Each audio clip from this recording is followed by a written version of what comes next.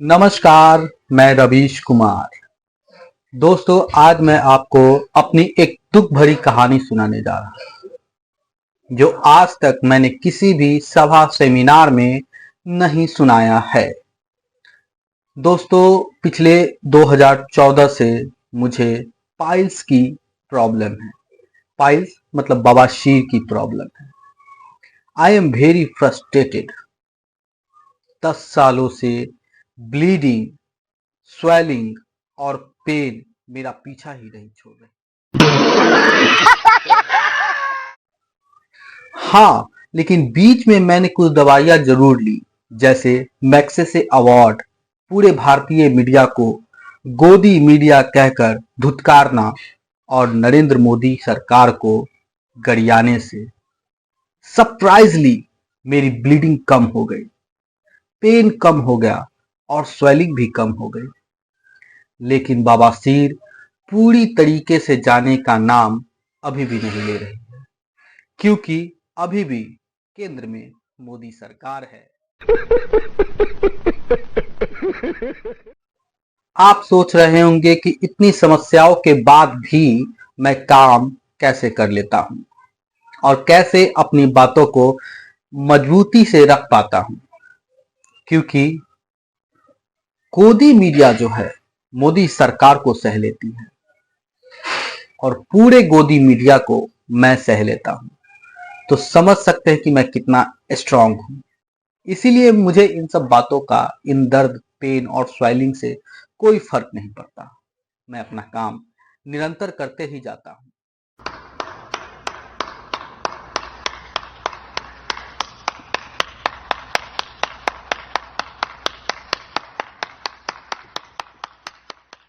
वैसे तो मैं किसी सभा सेमिनार में जाता नहीं, क्योंकि मेरे पास वक्त नहीं है।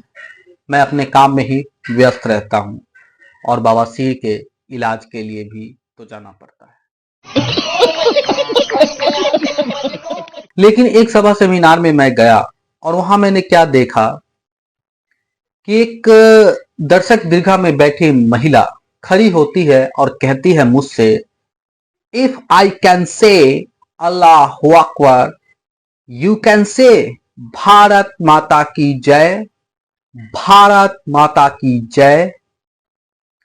मैंने भी आओ न देखा ताओ और बोल दिया, भारत माता की जय।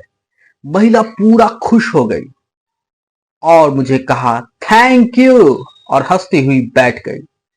और जैसे ही मैंने उसे देखा हंसते हुए बैठते, मुझे लगा कि कहीं ना कहीं मुझसे कुछ ब्लंडर हो गया है। मैंने एंकर से पूछा कि भारत माता की जय का क्या मतलब होता है। तो एंकर ने मुझे समझाया कि अपनी मातृभूमि से प्रेम करना और उसके प्रति प्रेम को दिखाना, उसके उद्घोष में नारे लगाना। जैसे आप भारत में रहते हैं तो आपका मदरलैंड भारत हुआ, तो आप कहिए जोर से, भारत माता की जय। अपने देश, अपने मदरलैंड के प्रति प्रेम दिखाने को का एक तरीका है, एक भाव का आवेग है। बड़का ब्लंडर हो गया, बताइए।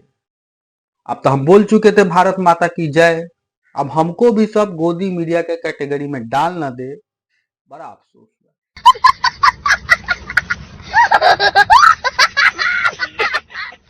इसी एहो सब के चलते हम सभा सेमिनारों में जाना मैंने बंद कर दिया है। अभी आप रवीश कुमार को सुन रहे थे। आपको हम एक किस्सा बताते हैं रवीश कुमार का।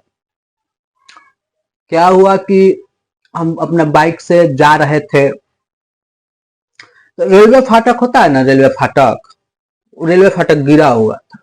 तो हम गाड़ी अपना रोक के सब रुका हुआ था। देखे होंगे अपना गांव देहात बिहार में, तो जैसे गाड़ी रोके हुए थे तो वहीं पे रवीश कुमार भी बाइक से कहीं जा रहे थे, हमारे बगल में रुके, वो भी फाटक बंद था। तो हम देखे तो रवीश बाबू, रवीश बाबू। बहुत खुश हुआ मन कि भाई रवीश कुमार से गुमटी फाटक पे भी भेंट हो सकता था। हम तो सपना में भी नहीं सोचे थे।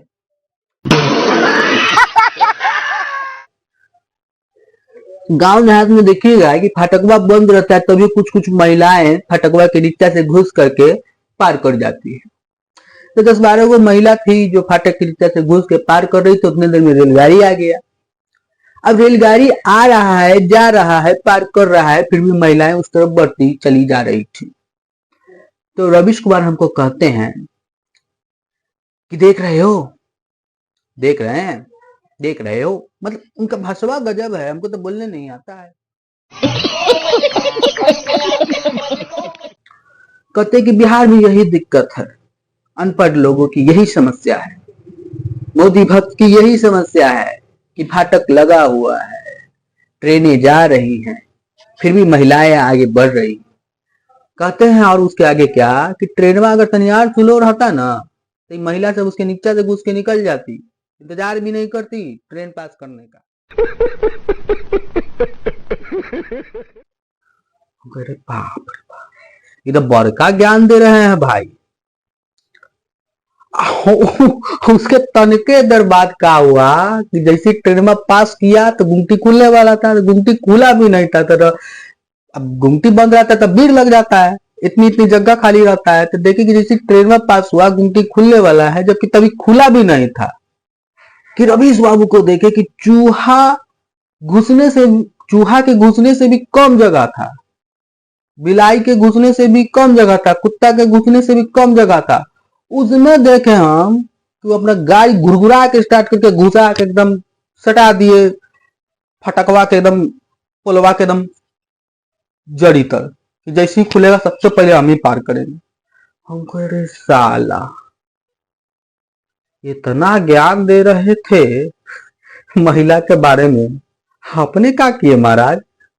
इतनी हतनी को जगह, चूहा बिलाई कुत्ता घुसने वाला जगह से भी कम जगह में घुस के एकदम आगे एकदम ठेलते ठेलते निकल गए। एहे रहा नहीं जाता, तड़प ही ऐसी है ना। ये कहते हैं ज्ञान देना, ज्ञान पर अमल करना, बहुत फर्क है।